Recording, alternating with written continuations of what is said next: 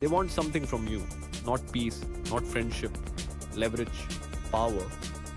The US is stepping forward in these India US trade talks with a list of demands so bold they smell like threats. Reduce Russia oil purchases, buy American maize for ethanol, open up agriculture and dairy to US companies, let Washington's corn floods cross Indian borders. They call them trade demands, but they are demands on your freedom. Why maize? Because corn is more than grain. Corn is influence.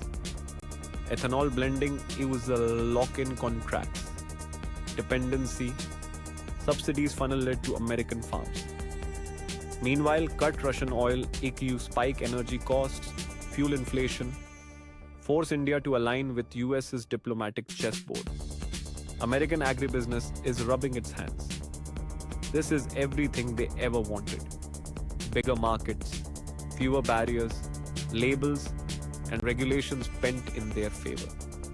And they're using India's rising global weight as an excuse. Because if India wants trade, India must surrender a part of its economic sovereignty. But India, stubborn and proud, has drawn lines in the sand. Farmers are sacred. Agri and dairy are red lines. Washington's reciprocal trade sounds balanced until you see whose side the scale tilts. This isn't negotiation. This is economic coercion. Tariffs, trade pacts, demands, all tools in Washington's belt to force India to dance to the US tune. The final move? India will face trade penalties, higher import bills, pressure from states and exporters screaming for access.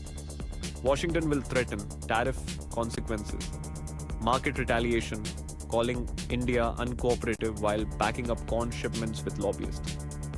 And India? India must decide. Will it protect its farmers and food security, or will it bow for access? Because here's the brutal truth. In this trade war, corn is the weapon, oil is the leverage, and your sovereignty is the battlefield.